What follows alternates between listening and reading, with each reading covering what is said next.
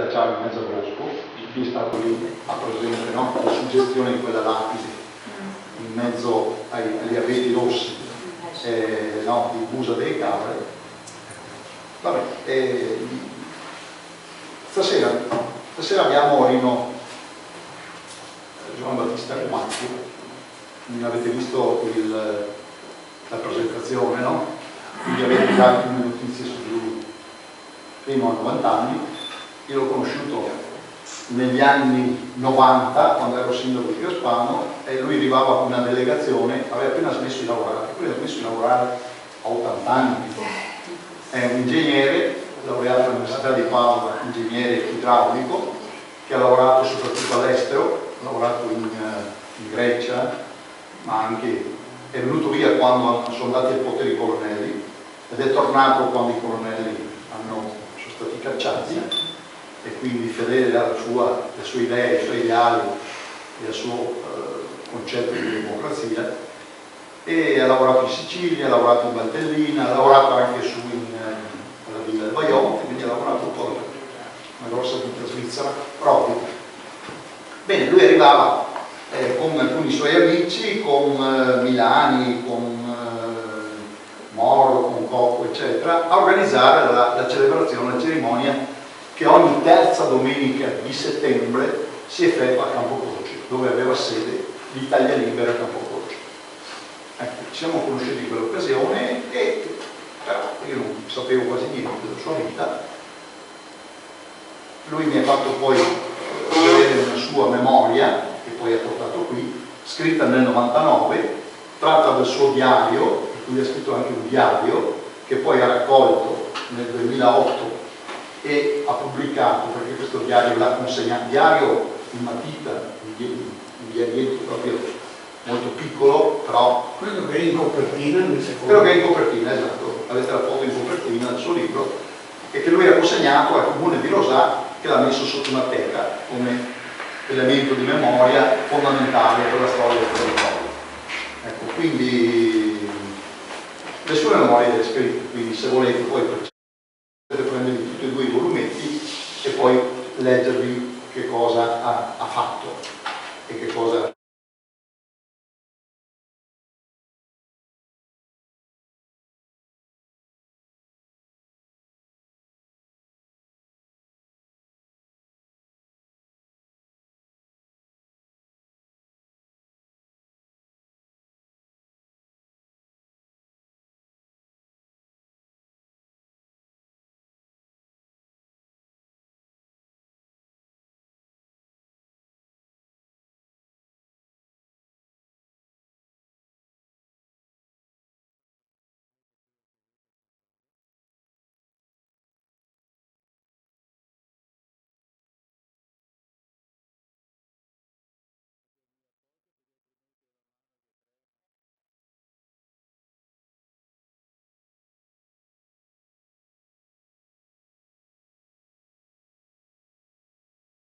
E poi leggervi che cosa ha fatto e che cosa ha realizzato, poi ve lo dirà lui in sostanza.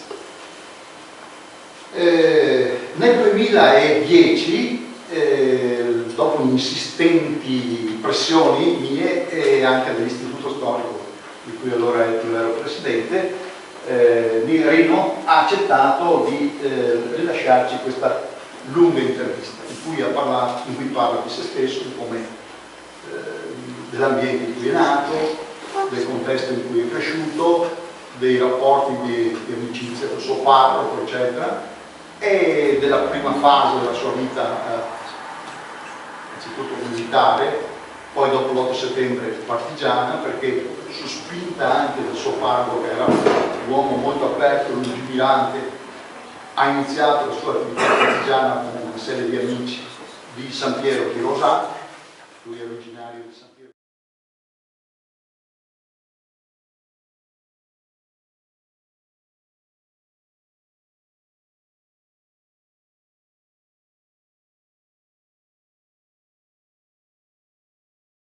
Molto aperto, lungimirante, ha iniziato la sua attività partigiana con una serie di amici di San Piero di Rosà. Lui è originario di San Piero di Rosà, adesso vive consulente.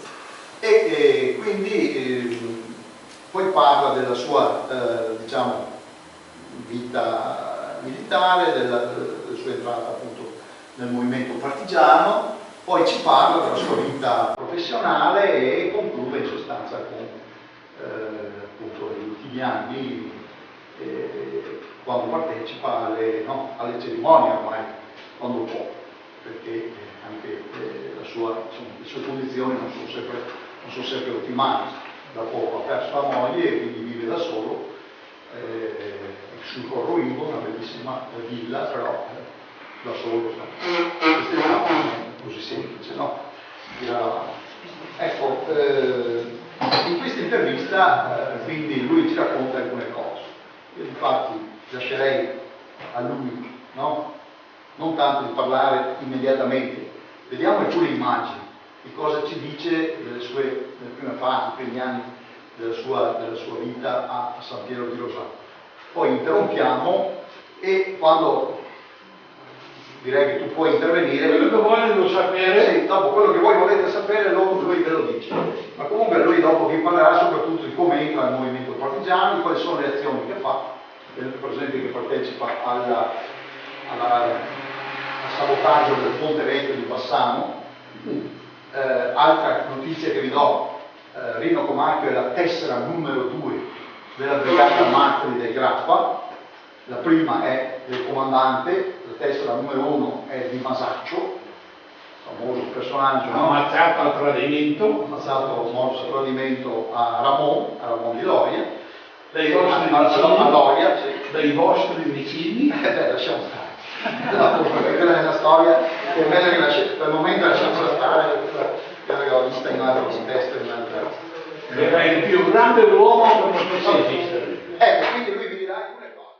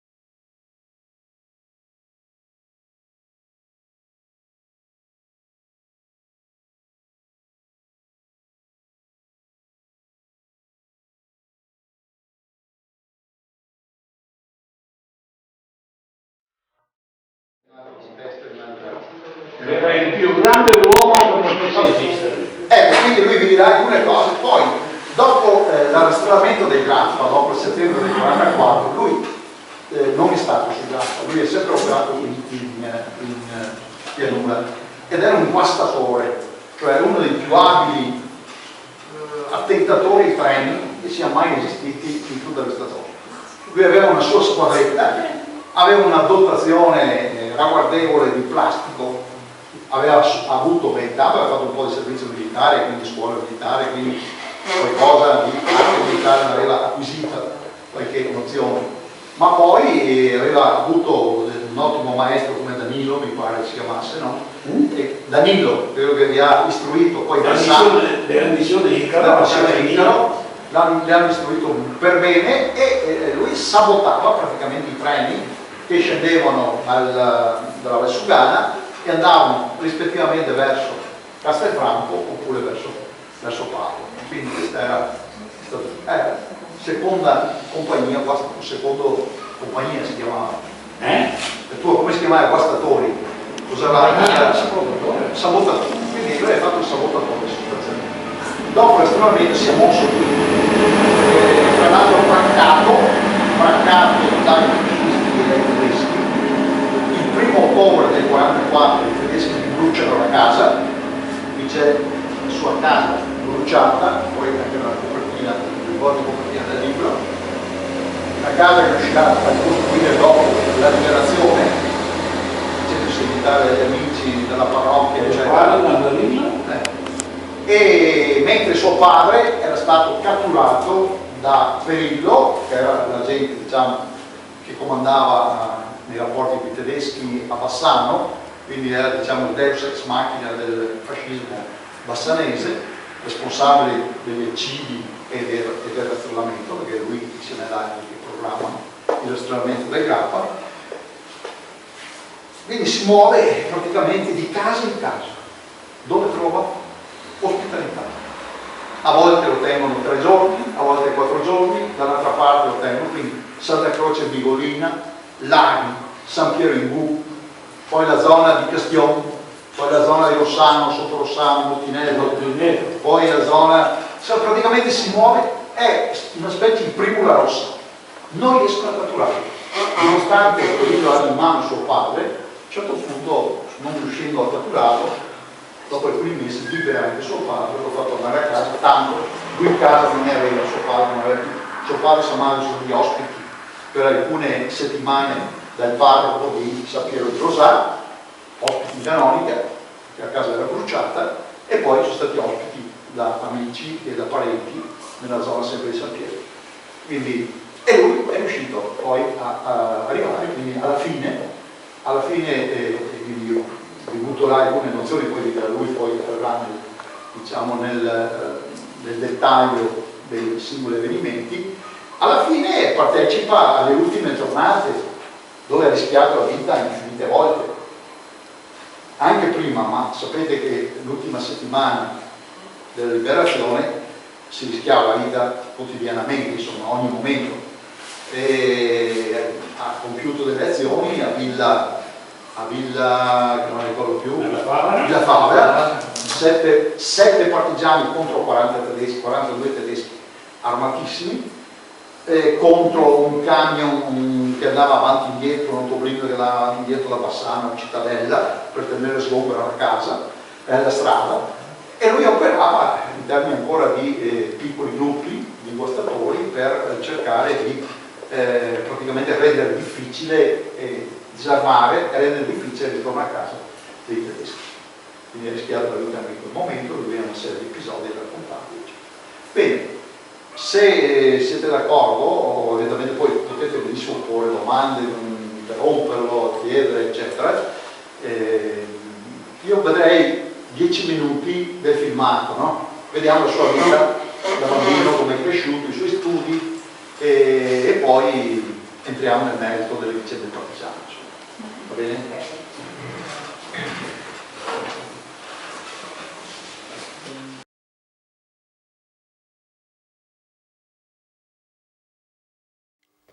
21 settembre 2010. Siamo nello studio dell'ingegner Giovanni Battista Comacchio, Rino, partigiano della Martiri del Grappa, amico di Masaccio, collaboratore nelle sue azioni, Stato Maggiore mi ha fatto, e poi capo di Stato Maggiore della brigata Martiri del Grappa. Tessera numero 2 della brigata Martiri del Grappa. Rino, ti chiedo alcune cose che riguardano la tua famiglia innanzitutto. Tu non sei da Mussolente, abiti adesso a Mussolente in via Corroigo 4, sono di Rosà, però sei originario di San Pietro di Rosà, e sei nato 25 febbraio 22. del 22. La tua famiglia, parlami un po' di tuo papà, di tua mamma, della tua famiglia. Insomma. Mio papà era di una famiglia abbastanza numerosa, erano in 6-7 fratelli, Sì. Io sono figlio unico invece. Papà e mamma hanno sofferto un paio di anni perché non arrivava Rino, poi come sono arrivato il papà si è ribellato alla situazione dei figli della gleba. Tuo papà cosa faceva come lavoro? Quando sei nato tu che lavoro faceva? Figlio, il contadino. Contadino faceva. Eh. Ma affittuario, proprietario? No, dalle nostre parti c'era il barone Zanchetta, il conte Compostella, il conte Dolfin e Mezirca da Cittadella, che erano padroni di quindi tutte le terre del paese. Anche Mesirca da Cittadella. Anche Mesirca da Cittadella Sì. c'erano. E Ed erano proprietari della campagna di San Pietro. loro alcuni anni potevi avere i contadini in affitto, altri in mezzadria, qualche volta c'era anche il centrato da parte del padronato che andava con l'anellino a controllare quella storia, la bazzecola delle uova, per dire. Invece da noi, a dire il vero, sia gli Zanchetta sia i Dolfin Boldù sia il Compostella sono sempre stati comprensivi, umani. Non c'è mai stata occupazione, non ci sono state leghe bianche dalle vostre parti? No, no? quasi niente, quasi niente. Invece più giù verso Cittadella sì, vero? Sì, sì. Verso Cittadella. No, ma da noi giusto perché anche i proprietari c'era un buon non rapporto, erano insomma. fiscali. Ho capito, c'era un buon rapporto No, fra avevano salariati e proprietari. questa brutta abitudine, uno e una ogni giorno dalle varie famiglie si alternavano per fare le donne aiuto in famiglia e l'uomo nelle stalle del proprietario. E tuo papà lavorava quindi alle dipendenze, insomma, come salariato? È figlio della gleba, classico. Sì. Solo che si ribellava. A un certo punto non gli andava più di fare. Non vedeva avvenire. Ho capito. Tanto più che era uno che abituato a essere altruista e generoso, perché in guerra ha preso anche la croce perché Lui ha fatto anche la prima guerra mondiale. la grande guerra era un'artiglieria pesante. E su che fronte? Qua nel nostro su oltre il Grappa qua, non mi ricordo dove. Fatto sta che lui non ha mai chiesto una licenza, tanto era dedito al suo mestiere e ha avuto uno dei primi, un fratello morto come volontario quando andavano a tagliare i fili spinati. Davanti alle trincee. E un cognato di mio nonno, che cercava appunto il figlio, ha detto: dalla missione che hanno fatto ieri non è possibile trovare, manco la piastrina hanno trovato, per cui alla famiglia non hanno dato neanche la pensione. Nonostante questo mio papà era sempre stato un altruista, amante della comunità, insomma, dire se me oggi un cova va bene, devo essere a disposizione degli altri. Disponibile anche in confronti degli altri. E quando sono nato io, loro finalmente, ha cominciato subito a preoccuparsi. A quel tempo partivano per migranti, come ci sono i negretti adesso, e anziché andare in Nord America, è andato in Argentina. Si è diretto in Argentina. In nave, 35 giorni per Vernano. Insieme con altri di Rosà? O... No, è andato da solo. Lì dopo ho trovato un altro di Partendo San da Pietro. Genova? Partendo da Genova? Da Genova, sì. Da Genova. E si è fatto un viaggio meraviglioso perché il mare non l'ha mai disturbato, capisci? Dice, io ho fatto 35 giorni di villeggiatura. e lì lavorava soprattutto, da quanto ho capito, libero, cotimista, insomma. Lui faceva quello che vedeva il lavoro del momento, un po' di tutto. Qualsiasi. Un po' di tutto. Mi ricordo che quello di cui parlava di più era il grande macello, perché lui era un torero forte, ma non obeso, capisci? Proprio forte. E lui dice, io quasi mai mangiavo pane, sempre era il macello, si prendeva una bella bistecca. E quindi... è un bel momento, quando si era abbastanza ambientata, perché ha lavorato nella zona a sud di Buenos Aires, verso La Plata, e su anche verso Rosario, su di là. Si capisce che si spostava in funzione dei richieste. lavori stagionali. E dopo, quando si era, insomma, dormiva, non si fidava, logico, erano i tempi dei banditi, logico, aveva una cassetta di metallo con una chiusura particolare e quella se la teneva sempre sotto il cuscino dove aveva tutti i suoi documenti e quella è servita a me per mettere le mie lettere personali, eccetera. E quando sono arrivati i tedeschi a bruciare la casa, se la sono portata via, mia mamma si è spaventata dicendo era una trasmittente per caro, mi ha mandato la staffetta a domandare ma che te ne frega ormai tanto, la casa l'hanno bruciata, siamo in fuga, mio papà è ospite di Perillo. Sì. Allora lui è rimasto lì quanto in Argentina? 2, 3, 4 anni. 4 anni. È venuto a casa per prendere mia mamma e me e portarci giù in Argentina. Portarvi in Argentina? Se non che il nonno ha fatto un ictus e non se l'è sentita di lasciarlo lì con i fratelli e gli altri familiari, figli della Lui aveva quanti fratelli? Però, quanti fratelli aveva? maschi ne aveva 3 e femmine 1, 2, altre 3, insomma, in 6, 7. 6 fratelli. E dunque Sì, ha avuto dopo l'ictus allora si è fermato praticamente. si è fermato, ma dico, ma ha avuto anche la buona disposizione del barone Zanchetta, il quale è stato, diciamo, riconoscente a questo attivo che si è degnato di tornare a fargli ancora il suo contadino. Ed è stato il primo che è riuscito a avere dal barone Zanchetta una casetta con un po' di terra, capisci? Almeno aveva una soddisfazione per il lavoro in che affitto aveva allora? fatto. In affitto? In In affitto? No, comprata. Ah, comprata proprio. Ah, gliel'ha venduta. Anche perché sì. barone Zanchetta era di bocca buona, era la persona più intelligente e istruita che c'era nella nostra zona, era compare dell'onorevole Marzarotto, e ha viaggiato l'Europa senz'altro tutta, perché mi ricordo che mi parlava dal Portogallo fino a Istanbul, eccetera. E il barone Zanchetta, quando ha cominciato a vedermi, si è un po' come affezionato. Siccome io non c'ero mai tenuto a emergere a scuola, però ero naturalmente portato a essere fra i primi o il primo.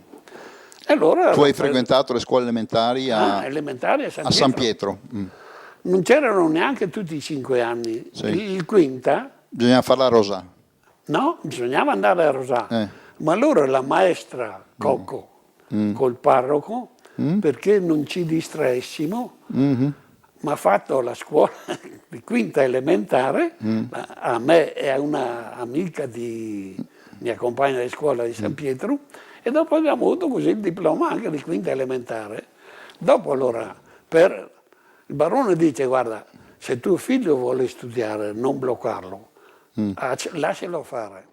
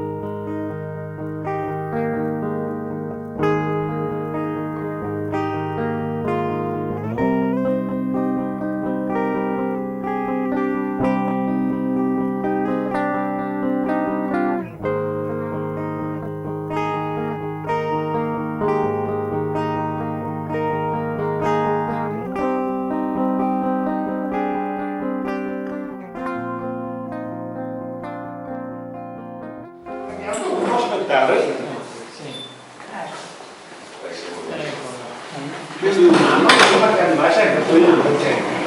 Quando è arrivata la cartolina 300, la mamma mi fa il telegramma, eravamo mobilitati civili e quindi la direzione dice fino a che non arriva la cartolina 300 dal distretto tu non puoi andare a casa.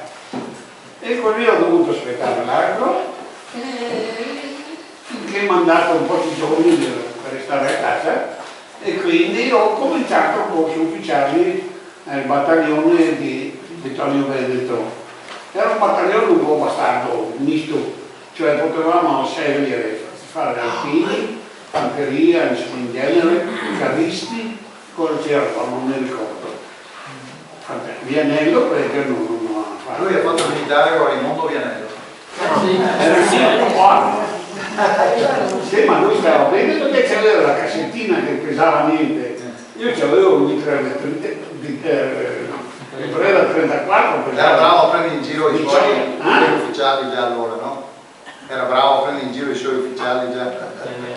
Con Vianello era di una spontaneità a quel tempo. Avevamo i castelli a 3 piani e allora sotto la luce azzurra c'era Vianello con un suo amico Romano Galante che la sera si metteva a leggere quello che avevo immaginato o scritto durante il giorno e uno di noi faceva sempre la guardia perché come sapete c'era sempre l'ufficiale di picchetto, no?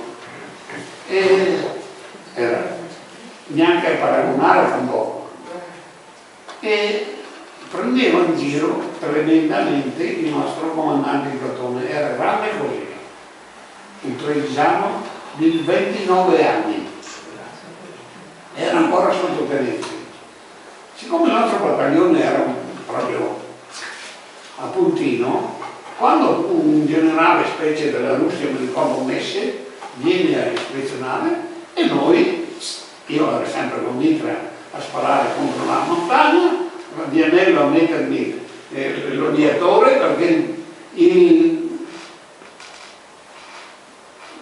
quel carciofo, quel pezzo di ferro vecchio che era in preda 34 aveva l'odiatore sopra la camera di esplosione.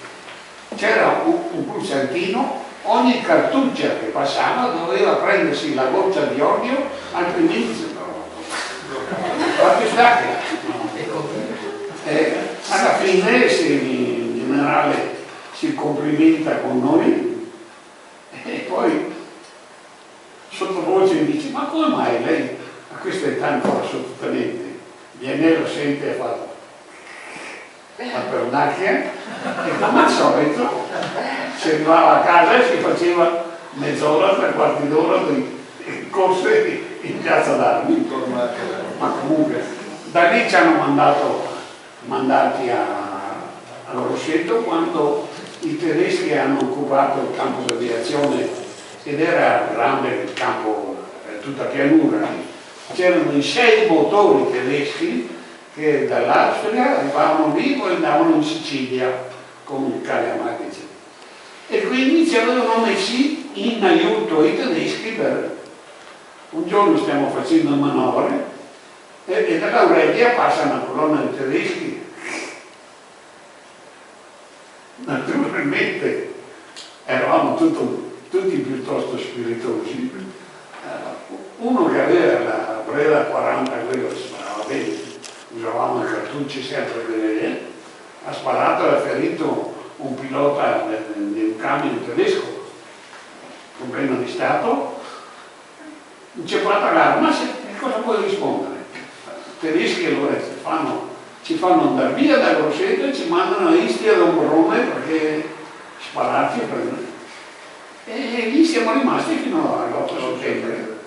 Se vuoi facciamo un po', andiamo avanti veloci perché sennò rischiamo di... Domani mattina ci ma hai beccato tu? sì, no, ma è importante, non succede a tutti fare il servizio militare. Abbiamo fatto. Comunque dopo lo siamo rimasti fino al 13, sì.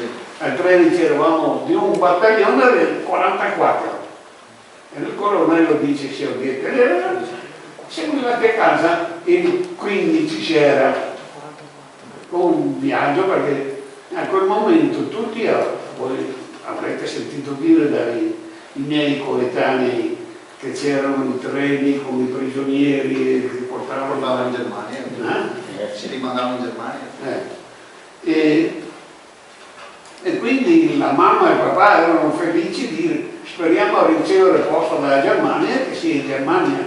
E invece alle 15 notte sono arrivato, saltato giù da mare con l'ultima avventura a Padova.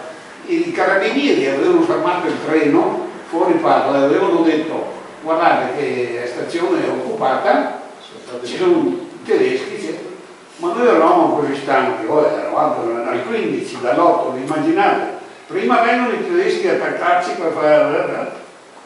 E non abbiamo voluto scendere, siamo nella tentazione, ci hanno impacchettati e chiuso in sala d'aspetto e loro hanno in vetrina e io noi. Per fortuna, a un certo momento alle 2 di notte, ci sono stati degli spari in stazione e i tedeschi hanno chiamato fuori 2 militari nostri. Abbiamo visto che avevano la Croce Rossa a recuperare i feriti. E allora ci siamo un pochino, anche dopo un po' ci chiamano, fanno scendere sotto passaggi e abbiamo detto è arrivata l'ora. Se non che ci tengono un'altra ora, 2 ore, e poi ci dicono per Belluno e Bassano, 6° e 7° binario. Ti puoi immaginare, dopo tutte quelle avventure senza mangiare, siamo andati a casa, naturalmente non abbiamo aspettato la stazione per saltare giù dal treno, tutti siamo saltati. Io sono avviato verso casa, non so come, non sono mai riuscito a capire.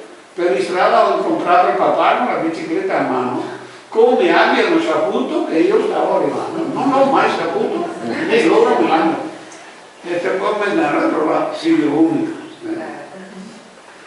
Se non che già il giorno dopo, Don Anselmo cominciava a mobilitarmi e non ho potuto rifiutarmi, anche perché logico che praticamente il parroco che avvia i primi nuclei è stato il primo organizzatore della zona e mi ricordo che il primo incontro col Comitato di Liberazione di Bassano Guadagnina, quello che è stato è avvenuto l'11 novembre in canonica da Don Anselmo e dopo stiamo lì in attesa. Ho fatto subito lo scherzetto ai carabinieri di Rosà, perché dopo qualche giorno una ragazza di Rosà mi viene a dire guarda che i carabinieri si sono messi in borghese e sono scappati. Allora ho preso il mio cugino e ho sentito il consiglio anche di Don Anselmo e di Nicola.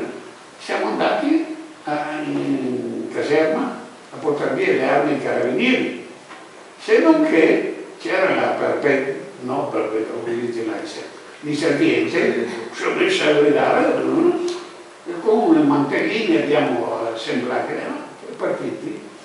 Ti puoi immaginare, felici e contenti per averla fatta franca, se non che il giorno dopo il maresciallo Bigotto, che era un fascista, dice se non riportano le armi, aveva arrestato e quella che ci aveva informato e la professoressa Gasparotto, li aveva arrestati, dice comincia a fare.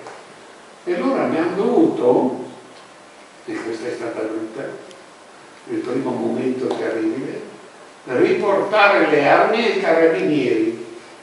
Vi immaginate tornare lì e non sapere se quelli sono tutti lì che ti aspettano? L'abbiamo fatta franca, siamo tornati a casa. Questa è la prima avventura.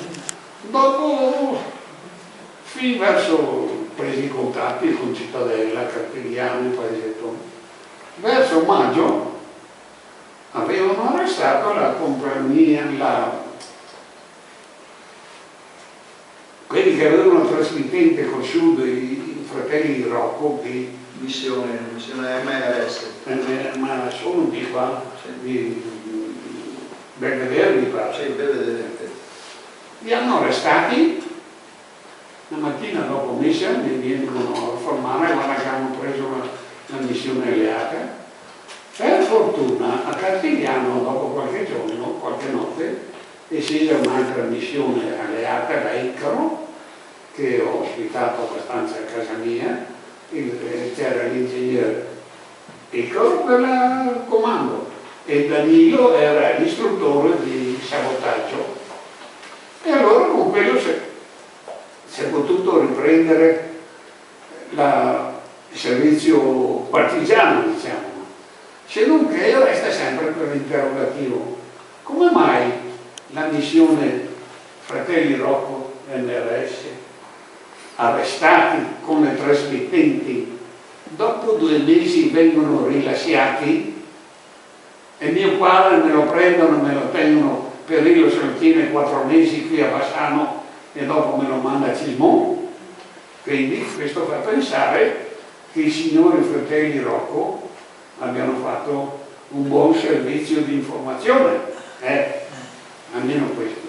Comunque dopo teniamo duro, verso 8 luglio arriva il primo lancio finalmente. Don Anselmo 8 luglio mi fa 44. 44 l'anno dopo. Don Anselmo mi cerca e mi manda uno a avvertire, guarda che era così preso Don Anselmo. Lui ascoltava sempre Radio Londra per potersi informare. Mi dice guarda che c'è stato il messaggio, erano 2 i messaggi che Radio Londra trasmetteva per ogni compagnia. Il primo era l'avviso che avevano ricevuto la richiesta dei fornimenti, eccetera, eccetera. Il secondo era quella che stanotte arriviamo. Don Anselmo mi manda a avvertire, guarda che c'è stato il secondo, che poi noi neanche credevamo, invece durante la notte abbiamo avuto il primo rifornimento. E dove? In Prati, a nord di Cassola, erano sempre quelle le zone, Cassola, Spinea, eccetera. Anche perché lì c'era Masaccio, che era Masaccio, Organizzava i terreni e quindi segnavano la pista con delle luci e questi dovevano. Io con la casa, con la missione alleata e soprattutto con Danilo, ho sempre avuto un po' di passione ho preso per bene l'arte del sabotatore. Il primo treno a San Piero di Muro, quando era io dopo che non avevamo cominciato la casa. Comunque siamo arrivati così tirando avanti dopo settembre. Dopo il rastrellamento. Dopo il rastrellamento. Metà settembre. Hanno preso 2 miei ragazzi.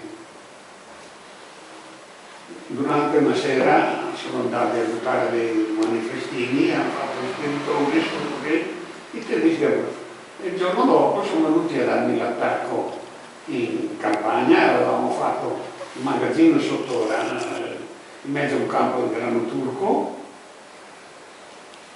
avevamo scavato in 7 ore, fatto tutto, messo le nostre armi e le nostre munizioni e i tedeschi sono arrivati con la motocarrozzella, c'avevano uno dei nostri ragazzi coperto che li ha accompagnati proprio lì. Per fortuna io avevo 6 ragazzi, mi pare, quella sera.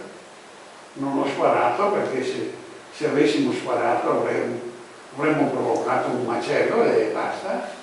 E siamo scappati attraverso la strada del 59, quella vi ricordo, saprete, c'era tutto spini, che gli spini di Nostro Signore quello lì. I tedeschi ci avevano lasciato libera quella ritirata, abbiamo sfondato tutto, per mesi che eravamo fuori di sicurazioni. Comunque dopo mi hanno sparato a Sant'Anna e la notte stessa siamo andati su Carrainati da Masaccio, il quale ci ha fatto sistemare in una casa dei contadini e lì in 2 o 3 giorni eravamo già organizzati bene perché Masaccio ci aveva fatto dare coperte, eccetera, fondi, eccetera. Facevamo addirittura una mensa per Ponte Nord. Masaccio sapevi chi era il comandante? Se non che Io dico 2 cose su Masaccio perché sennò Cioè tu lo dai per scontato che sappiano chi era Masaccio era già venuto vicino a casa mia già in giugno. È di Ramon di Foggiana ed è praticamente il responsabile, quello che organizza la resistenza nella zona fra Ramon, Castelfranco e la Pedemontana del Campo. Sì, Aveva un battaglione bellico, era indipendente, ma era intermediario fra Castelfranco, Bassano e Cittadella. E dopo il rastrellamento, Masaccio ha fatto sciogliere le file, consegnare tutte le armi, seppellirle, eccetera. Io invece sono partito con 2 ragazzi, sono venuto giù da Caronorai e sono andato a Frata dai Lorenzato perché quelli erano parenti di uno dei 2 ragazzi che avevo lì. E lì dormivamo nel solito lettamaio dove c'era la vasca, dove nascondevano frumenti, eccetera. E dopo qualche giorno il padrone gli fa un discorso abbastanza chiaro. Il fattore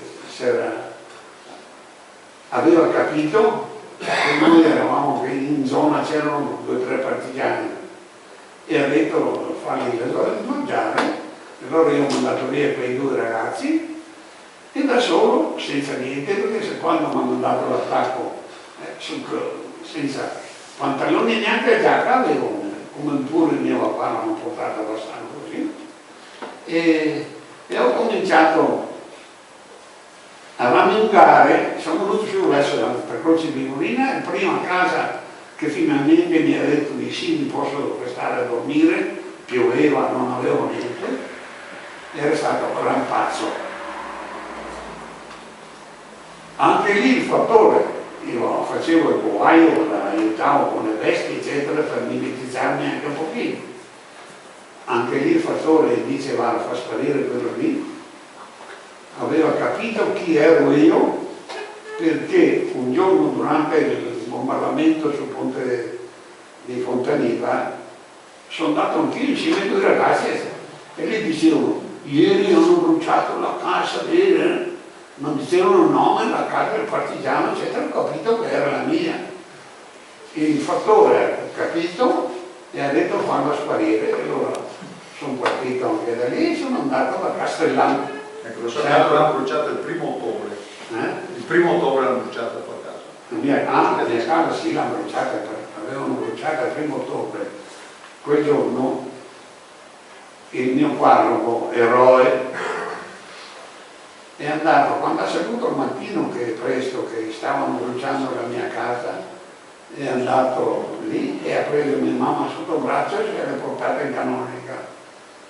Tutti eravamo terrorizzati perché uno dei ragazzi aveva detto il prete sa tutto, se non che la sera prima del rastrellamento avevano preso un mio cugino in veste talare che Chierico. Era un chierico. no, Chierico. però era sentito un No, questa bruttura. Semplicemente. era un veste talare e i tedeschi credevano fosse quello il prete, per cui la mia mamma e il parroco sono rimasti sani e mio cugino che è il prete è vivo ancora adesso, però è stato sempre dopo in ospedale, in seminario, perché era l'ospedale in quanto l'hanno messo persino nelle gabbie delle tortore, pieno di... dopo l'hanno messo nell'acqua. Insomma, ha detto a un certo momento ho pregato Dio di togliermi perché non ce la facevo più. Comunque te l'hanno rovinato, neanche adesso è perfettamente normale, però ancora vivo. E mio papà l'ha portato a Bassano, lì c'era il Perillo che se lo teneva caro, perché non l'hanno messo in prigione né a Cadolfin né Perillo a Bassano nella epoca del reato, l'hanno messo nell'ammezzato a beare patate per la cucina. E allora c'erano bombardamenti quasi quotidiani nel Passanese, per cui c'era anche la fuga verso la campagna. Per io ho messo di guardia a mio padre il caporal maggiore ragazzi, quale, come suonava l'allarme, andava a prenderlo, lo accompagnava fuori in campagna. E perché non scappasse o non andassi io a prenderlo. E allora mio papà aspettava sempre l'allarme perché gli arrivava la notizia che suo figlio era. Caporale maggiore ragazzi, come arrivava diceva non l'abbiamo ancora preso, però sappiamo dove si muove, eccetera. E quindi mio papà diceva Signore vi ringrazio, negli oggi è stato preso, capite? E se l'è tenuto dal 17 settembre fino a Natale. E il terrore nostro era, siccome era reato, fucilavano, su, abbassavano, impiccavano, mandavano a Panzano dopo Mauthausen, e invece mio papà, non so perché, donne Dio ha voluto così, ma insomma, forse anche per non provocarmi troppo, perché io in certi momenti ero talmente pazzo, e voi potete capirmi perché mio papà lì, che ho paura che me lo ammazzino ogni giorno, mia mamma che sta morendo per avere il marito di là e il figlio, non so, è una situazione piuttosto difficile da capire anche. Quindi potevi reagire. E allora, in un certo momento, anche questi gli angeli del 30 cominciano a sentirmi peso.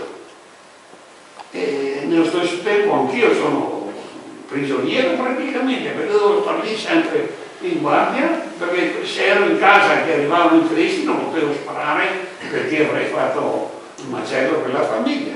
Quindi dovevo sempre, andavo nei finili, guardavo sempre fuori, andavo bene perché c'erano poche case a quell'epoca. E per di più era tutto un boschetto, per cui insomma continuavo a chiedere a mia mamma la bicicletta e lei non la voleva dare alla staffetta che me la portasse perché diceva finché non ha la bicicletta sta fermo. E invece a star fermo per me era la morte. Finalmente al 31 ottobre arriva la staffetta e un uomo, anche pure staffetta mia, però arrivano con due biciclette solo la loro, ma senza la mia. E allora ho preso quella dell'uomo, ho caricato la ragazza sul palo e ho attraversato il Brenta. Solo che anziché andare dal guado, per dirvi a che punto di pazzia ero, sono andato dai tedeschi che erano lì alle mitragliere sul Brenta a domandare, parlavo abbastanza tedesco, a domandare come faccio a passare di là al Brenta e loro mi hanno indicato bene. E io armato in tutto punto non ce l'ho fatta, vengo a San Piero di Mu, respiro finalmente dopo aver incontrato quelli del comitato eccetera, vado dall'ingegner Prandina, sapete che è morto in Germania perché quel giorno lo stavano arrestando, arrivano nel cortile, non mi domandano neanche i documenti, io ho la ragazza sul palo. Arriviamo lì, loro sono di guardia perché aspettavano che tornasse a casa a visitare. Non ce l'ha fatta a resistere perché da tanto tempo non vedeva la mamma e la mamma era ammalata. Però non ci hanno fatto niente. Allora, mi sono messo sulla strada per la Longa, ho detto guardate, a questa strada ci penso io, pensate al resto. Prandina dice non sanno niente di me, non fate niente. Abbiamo dovuto lasciarlo andare alla Longa. Allora, alla sera, utopie di impreparati, pensavo di tentare l'attacco alla Longa. Poi, figlioli, fatto sta che allora si è concluso di fare la guardia a Vacamora, a Trevino, per vedere se si riusciva a pescare il giorno in cui avrebbero spedito Prandina. È andata così e difatti il capitano Bressan, che era un partigiano di Capitano non poteva passare l'anno perché, sai perché, il figlio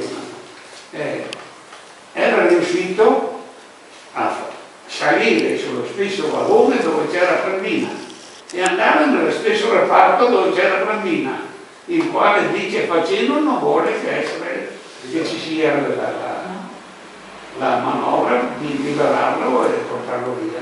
Pramina è stato per un pochino di Cisa, ma Tausi non è più chiamato. Perché non voleva? Perché non ha voluto? Perché diceva di me non sanno niente, credeva chissà che cosa. Deve cavarsela. E così sono arrivato a San Piero in Bù, qui ho ripreso il mio lavoro di sabotatore, i ragazzi... Puoi raccontare come sabotavi? Puoi raccontare. Avevamo con gli aerei, arrivavano dei rifornimenti e quell'esplosivo che ci davano era una specie di plastico molto potente. Ci volevano i guanti per maneggiarlo perché era velenoso, non avevamo niente, quindi allora facevo vedere ai ragazzi come si fa, preparavo la micetta, mettevo il detonatore, eccetera, e per farle scoppiare avevamo o le matite a tempo, cioè c'erano matite a quarto d'ora, mezz'ora, eccetera, oppure per i treni usavo i pernini come usano quando c'è la nebbia, collegato con ma cosa succede? Che a volte poteva succedere che il petardo non funzionava e allora mettevo sempre delle matitine di quelle a tempo ravvicinato e i ragazzi si divertivano a vedere come facevo e quella sera per il treno, era la terza sera che mi facevano andare alla ferrovia mi hanno detto guarda stasera vieni senz'altro, ne ho presi 3, i ragazzi sono rimasti male bianchi, credo. Io ho sempre fatto sabotatore o da solo o con 2 o 3 ragazzi, non c'era bisogno di fare, era tutto sbagliato fare quelle manovre, quelle storie.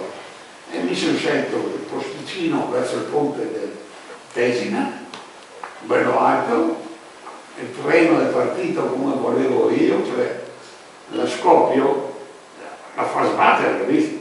La parte davanti va da una parte, la parte di dietro va, E i tedeschi non avevano, erano andato giù dalla scarpata, senza scarpata, non avevano i mezzi per rimuovere, hanno dovuto lasciare tutto lì, andare solo a liberare il binario e basta, fino a che l'hanno recupero l'hanno fatto gli americani. E quello è stato il primo treno che ho fatto io. E dopo, finalmente, verso fine anno, Masaccio mi chiama e dice torna qua con me.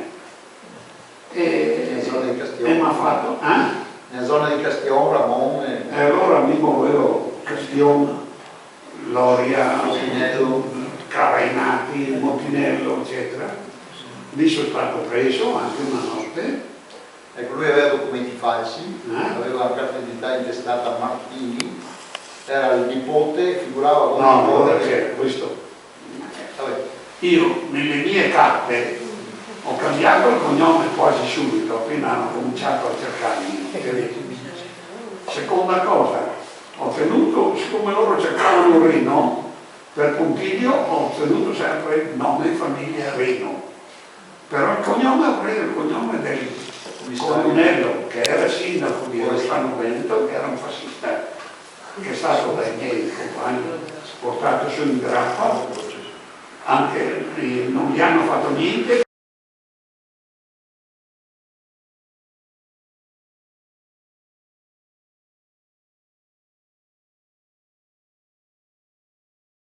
Servizio, i petardini miei già si facevano sentire. Arrivano in fondo da solo, neanche in luna piena, non mi sono sentito una raffica addosso.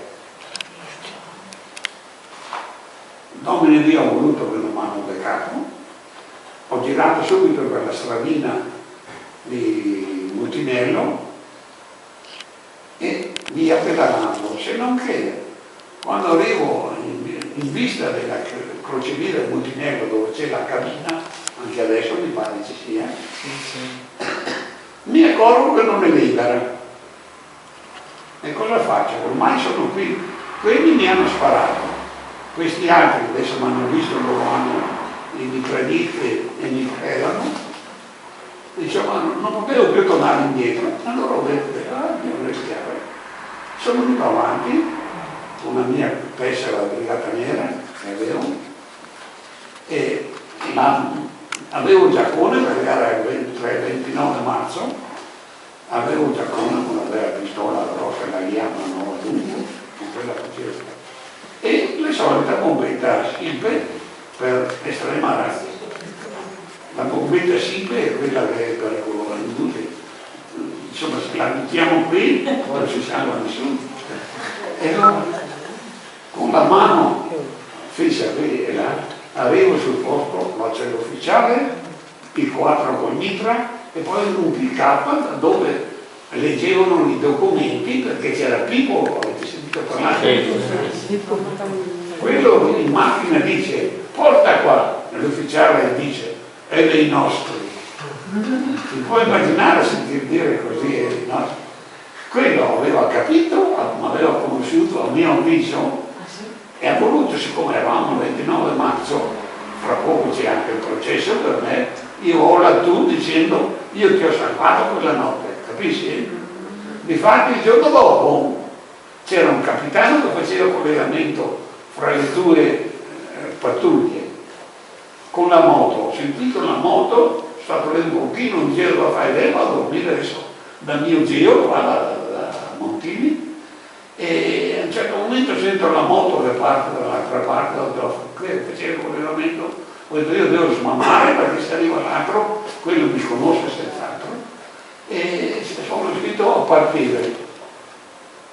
Credo che per qualche minuto non ho respirato perché sono andato avanti così in bicicletta, paura che mi facessero una raffica sulla schiena, avanti, fino a che mi è parso di essere abbastanza fuori tiro, diciamo. E allora ho fatto così e non l'ho visto per poi immaginate, via. E così mi sono salvato quella notte. Il giorno dopo però c'è stato un grande restauramento a Rossano Sud e Montinello, Marino mi tirò da casa. Ero tornato a casa alle 7:30 mi pare e alle 9 sono venuti a chiamarmi in scappa perché grande rastrellamento. Una volta mi hanno preso anche via a Cinzia, sono andato a trovare il mio cugino prete in seminario e naturalmente io mi spostavo prendendomi una ragazza da Santiago per esempio, dopo la prendevo una leggera e mi facevano compagnia perché riflettessero nel caso di capitare qualche cosa. Vado in seminario a trovare il mio cugino, il quale pallido era prima, e sono smamato. A quel tempo c'era un allarme anche a Vicenza abbastanza spesso e quando suonava l'allarme toglievano i posti di blocco, per cui siamo entrati qua circa chiacchierando. Poi sono dovuto andare alla stanga perché Masaccio mi aveva dato una commissione, non mi ricordo neanche cosa. E poi tornavo indietro. E se lì senza pensare al quarto blocco, a un certo momento arrivo lì proprio alla Fonnareta, che c'è la chiesa adesso, non so, l'avete presente, no? E ma quando ci sono i due brigatisti che mi fermano. Allora le ragazze che mi accompagnavano, loro sapevano che se venivo fermato loro dovevano smamarmi in fretta. Per fortuna quei due erano in due soli, con moschetto a tracolla. Io mostro i miei documenti, siccome erano più placido, avevo messo 19 anche se sono 22, avevo messo 19 e facevo, l'altro documento era commesso viaggiatore quel giorno. Ho detto, no, non ci convince, specca il perente. E ho detto, ma vedete che professione mi ha tempo a perdere, immaginate. Se non che quelli non vogliono capire ispirazione dall'alto dove passa, non so da dove. Con un colpo di mano mi sono preso i miei documenti, avevo la pistola lì sulla tasca del giaccone, non si sono neanche mossi. Appena dopo la chiesetta c'è la strada, come si chiama, dove c'era una osterietta nell'angolo, dopo c'è stata una compagnia di assicurazione, mi ricordo che venendo fuori a Fondaretta e venendo verso Anconita c'era una stradina lì, io conoscendo quella zona anche perché ero stato insiemato, la ragazza era già partita, io ho tagliato il gatto, non si sono neanche mossi perché hanno visto che io sono stato costretto per forza a sparare. E così sono messo salvato anche più Sospendiamo un momento e vediamo un po' di filmato l'episodio, così tu stai un po' tranquillo, no? Ti riposi un momento. Vediamo l'episodio del sabotaggio del ponte. Ponte Vecchio. Ve lo facciamo raccontare dal filmato. Sì, è tutto. 1,45. Che è una delle azioni più, direi, più difficili.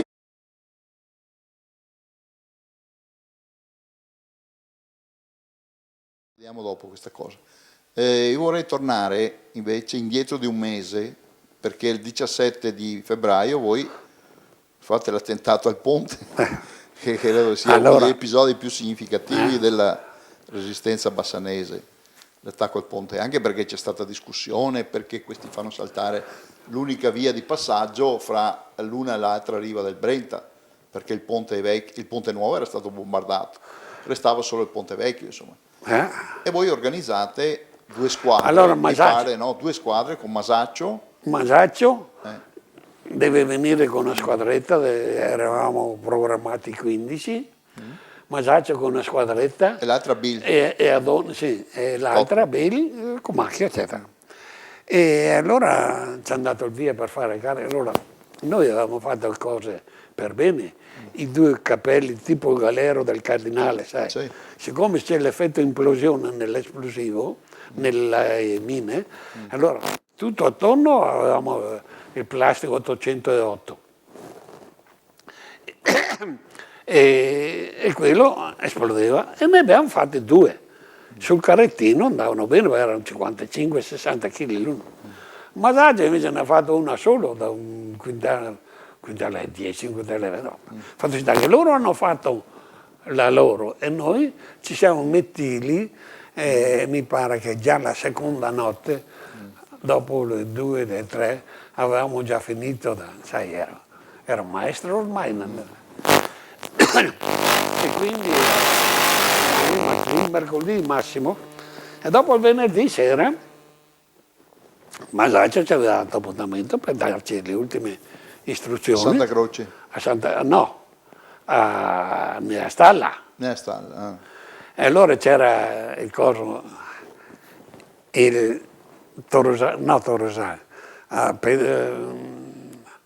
Pedrazzon, come si chiama? Perazzon, sì?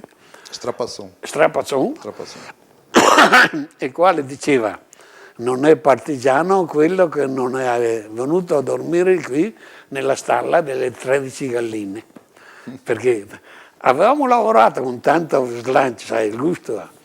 E Masaccio mi dice, tu sei il più bassanese del gruppo, per di più sei quello che dovrebbe essere più pronto, e dice, allora io vestito da persona civile sono andato, ora quel giorno chi è che da mangia? Sono partito da Castiglione, sono andato a San Piero in Gu perché avevano dato una coperta inglese per farmi un giaccone, capito? E Sartre aveva detto che me l'avrebbe preparata. Sono andato, allora mi sono messo e ho detto vado a fare saltare il Ponte Vecchio col giaccone nuovo. Infatti sono partito, sono andato a San Piero in Gu, ho messo a posto la bicicletta in modo che non mi desse noie. Ho ritirato il mio giaccone, ho mangiato un panino, nient'altro, e alle 5 eravamo alla chiesa di Santa Croce, e lì non so se i miei compagni avevano fatto lo stesso pensiero. Fatto sta che ho detto, mi pare no, che ha scritto il posto è che cosa ci sarà fra 2 aree per noi e magari per altri, capisci? È un momento di grande responsabilità anche quello. È chiaro. Fatto sta che sono partito davanti, 50 metri dal primo carrettin che era il nostro. Avete realizzato 2 carrettini per trasporto del plastico, no? Eh? 2 carrettini per il trasporto del plastico. Sì.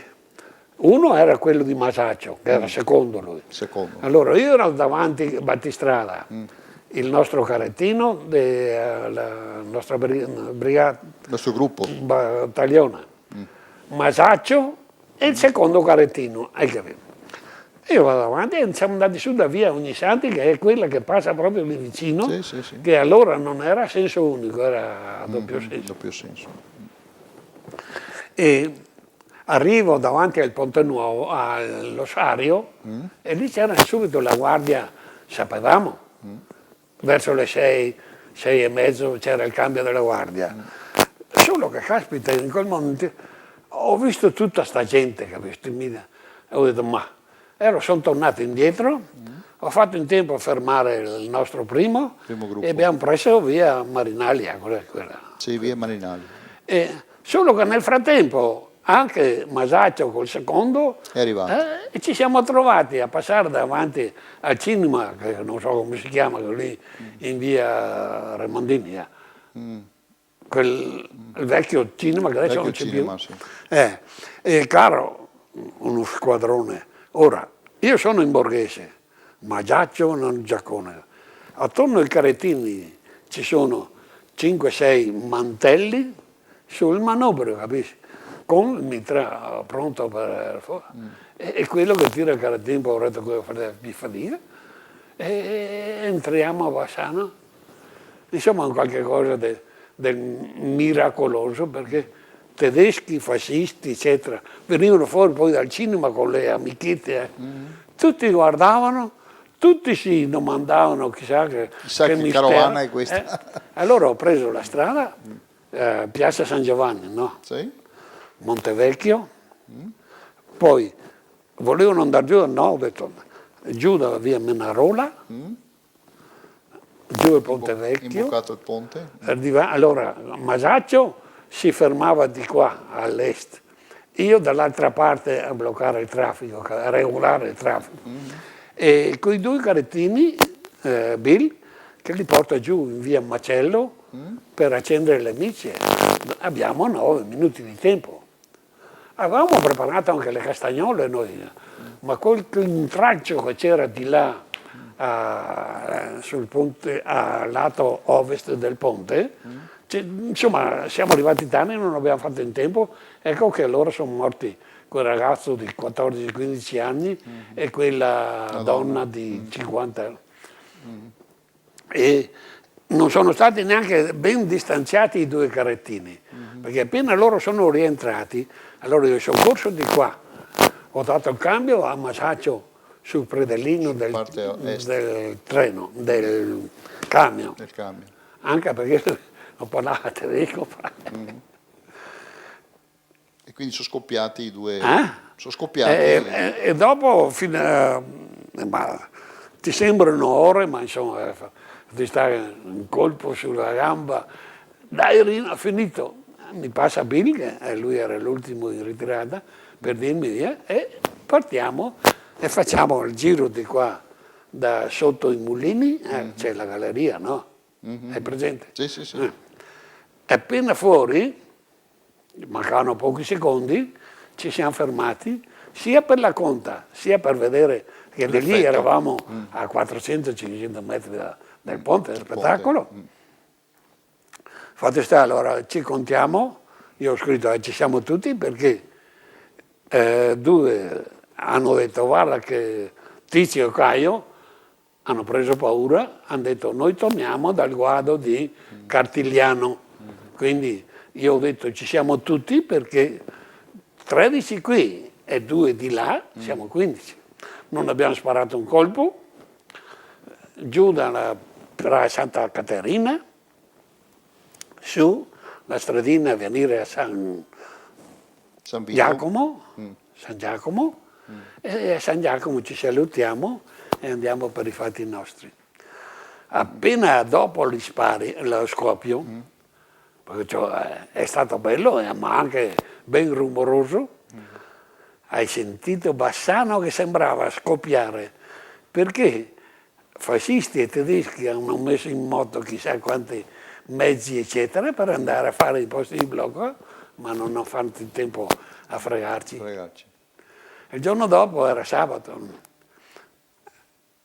Il giorno dopo vado in cerca, e ho detto adesso bisogna che trovi mio papà, perché eravamo il 17 febbraio, venerdì, e dirgli guarda sta nascosto per qualche giorno, perché dopo i tedeschi sapevano chi era che faceva quelle cose, sapevano che Masaccio aveva quei pochi ragazzi, Infatti sta che non sono riuscito a trovarlo, e passa da casa e va in giro.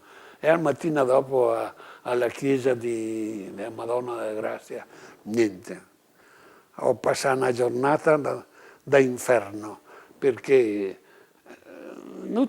avevo subito pensato, adesso dicono, cominciamo intanto a prendere quelli che possiamo prendere. Genitori. E cominciamo allora da suo padrino e magari la sorella di Masaccio.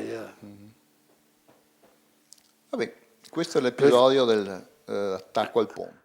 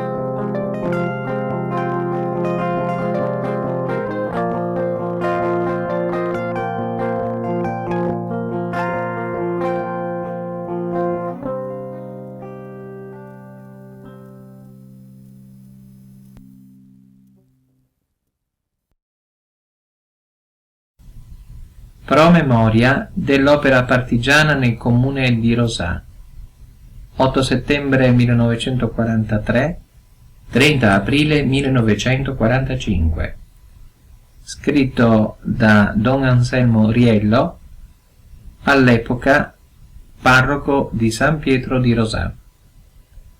La storia dell'immane guerra è scatenata dai nazifascisti, guerra che doveva fare il giro del mondo, è finita. Nessuno poteva pensare che alla sua fine poteva concorrere un'altra storia, non meno gloriosa, quella dei partigiani. Ed oggi, più che ricordare i fasti o nefasti della guerra propriamente detta, l'Italia ricorda i fasti gloriosi della resistenza partigiana che contribuì a dare il colpo mortale al nazifascismo nel mondo. L'8 settembre ricorda a tutti gli italiani il momento più decisivo della loro storia. Infatti, quanti riuscirono a ritornare a casa dalla vita militare, specie dopo aver conosciuto la barbarie teutonica, pensando che la nostra patria si sarebbe sollevata solo con la sconfitta fascista e nazista, si riunirono in una sola idea: cacciare il nemico. Già dal 15 settembre 1943 l'anima italiana, quella del 1848, si risvegliò decisa. L'anima dei martiri dell'indipendenza parlò all'anima degli italiani e disse che l'Italia era ancora soggetta. Bisogna liberarla, bisogna lottare ancora per la sua grandezza d'un giorno. Roma capitale doveva divenire ancora il centro della vita nuova italiana. La nostra gioventù non dubitò un istante a sentire la profonda umiliazione nazionale ed il bisogno di assurgere a novella grandezza. Ma ogni redenzione domanda sacrifici, lotta, sangue, ed appunto per questa via si misero i volontari sicuri che, o presto o tardi, l'esito non sarebbe mancato, e non mancò. L'opera degli ultimi mesi del 1943 sarà quello di risvegliare l'anima popolare che dormiva quasi assopita e confusa dagli avvenimenti. Ai bandi non si risponderà, o meglio si risponderà dicendo di no. Ecco lo slancio clandestino dei manifestini, ecco la ricerca delle armi, perché per combattere bisogna essere armati, ecco l'aiuto di viveri e di denaro ai partigiani della montagna. E dì e notte si corre, si va, si porta ordini in silenzio, alla chetichella come gente che non dimostra nulla perché incombe il pericolo, che potrebbe venire dalla stessa propria casa, da gente che non sa. Il nome della squadra è significativo e coperto insieme, Compagnia Garibaldi, ma altrove esiste pure qualche movimento, bisogna fare forza insieme. E la nostra squadra abbraccia il programma e il rischio dei paesi montani e della pianura. Crespano, Bassano, Grappa, Cassola, Rossano, Cartigliano, Cittadella, Fontaniva, Carmignano, San Pietro in Gul, Vicenza, Lonigo, Sandrigo sono uniti. Il 44 ingrossa giornalmente le file. Già nel maggio dello stesso anno il gruppo Dea di San Pietro di Rosà conta 39 uomini armati e decisi. Rosà conta 12 uomini, pure armati e volitivi. Il comando è a San Pietro di Rosà. Da qui partono ordini e staffette per ogni dove. Partono le squadre di sabotaggio e si odono gli scoppi del plastico ben messo. Qui si fanno scavi nei campi per nascondere armi e munizioni. Trovano ospitalità paracadutisti, soldati alleati fuggitivi dai campi di concentramento. La mensa e la paglia per dormire sono condivise coi nostri partigiani.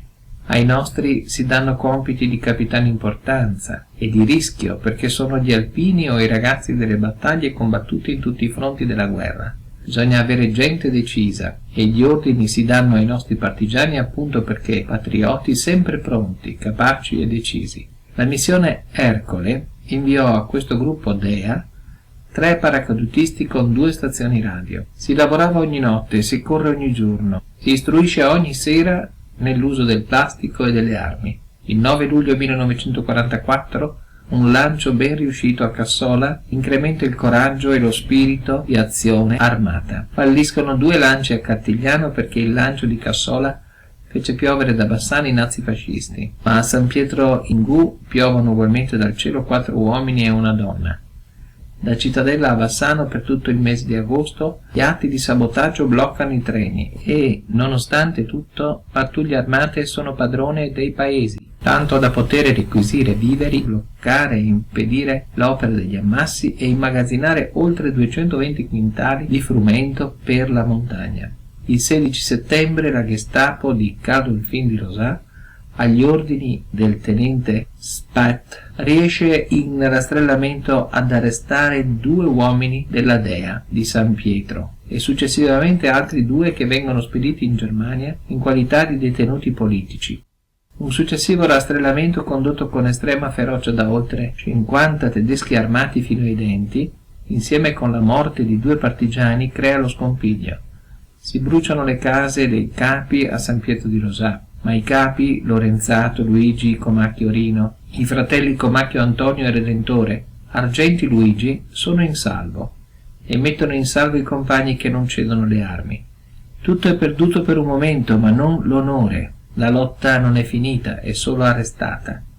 La fede sostiene tutti, è un po' di smarrimento che spesso succede per dare modo di riflettere ancora, e meglio, e per dare con più sicurezza i colpi successivi. Su ferocia armata del tenente Spat sono arrestati i familiari dei partigiani. Sono avviati al lavoro dopo dura prigionia. Passeranno anche per le mani crude del tenente Perillo di Bassano, ma si soffre contenti perché l'idea non è morta. San Pietro è minacciato. Bisogna distruggerlo, dice il proclama tedesco. Mediazione dei sacerdoti locali, interessamento dell'arciprete di Rosà, interessamento del ben noto padre Nicolini, il confessore degli impiccati di Bassano, calmano le ire tedesche.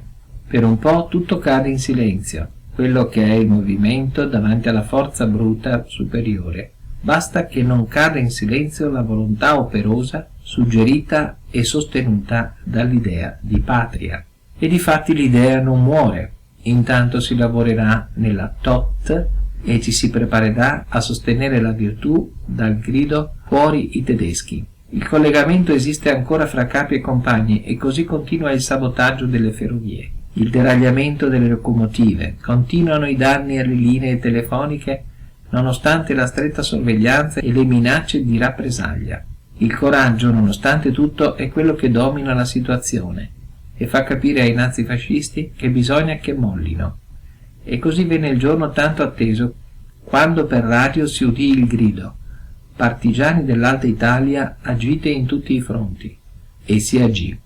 I capi erano al loro posto, i giovani partigiani li attendevano e la popolazione simpatizzava alla loro opera. Le varie compagnie furono divise in gruppi con un preciso compito da svolgere, e tutti furono fedeli e compatti nell'opera e nella volontà. 4 comandi tedeschi e 4 colonne in ritirata furono disarmati. A decine furono concentrati i tedeschi e i repubblichini. La resistenza nemica, spesso violenta nella ritirata, fu spezzata a tempo. 7 giorni durò la lotta coronata da pieno successo. Siamo a maggio 1945. Il mese dei fiori e della speranza ha visto fiori di giovinezza spezzati, ma le speranze coronate. I carri armati entrano nel paese accolti da fiori e da squilli di campane. È la liberazione, a cui contribuì l'organizzazione partigiana, lasciando non poco delusa la gente di poca fede e di grande fede fascista. Gli ordini sono ordini, i partigiani sono padroni della situazione. Il municipio è sede di nuovo comando. Il podestà è sostituito da un sindaco partigiano e accolto da tutto un popolo che lo acclama. La polizia partigiana impedisce ogni disordine, così che pare d'avere semplicemente sostituito un'autorità ad un'altra, come avviene in tempi normali, tutt'altro che a furia di discussioni e di disordini. I fascisti sono concentrati e controllati. Gli uffici pubblici svolgono la loro attività senza alcuna interruzione. La popolazione è fornita di generi alimentari ed è ad essa dato ascolto in campo di perfetta democrazia. Il fascismo, il nazismo sono vinti. L'Italia è libera. La lotta fu lunga e dura, ma il coraggio, più duro, ebbe ragione delle forze nemiche. Vada questa breve promemoria a rendere ancora più fulgida la pagina meravigliosa della storia eroica della nostra patria. Dalle urne dei morti e dei martiri ad egregie cose accendano il loro cuore. Viva l'Italia!